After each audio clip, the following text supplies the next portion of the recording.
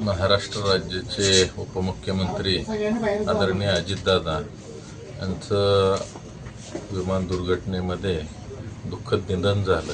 संपूर्ण महाराष्ट्रच नव्हे तर देशामध्ये या प्रसंगानं शोककळा पसरलेली आपल्याला पाहायला मिळते। एक महाराष्ट्रामध्ये एक धडाकेबाज दादा अशा पद्धतीचंच नावाप्रमाणे नेतृत्व होतं आणि त्यांच्या माध्यमातून एक शेवटचा पर्याय म्हणून लोक कायम दादांच्याकडे जात असत आणि एक फार मोठं नुकसान या दादांच्या जाण्यामुळं संपूर्ण महाराष्ट्र राज्याचं या ठिकाणी झालेलं आपल्याला पाहायला मिळतं। आज सर्व कुटुंबीय त्याच पद्धतीनं महाराष्ट्रातील सर्व जनता फार मोठ्या शोकसागरामध्ये बुडालेली आपल्याला या प्रसंगाच्या माध्यमातून दिसून येते।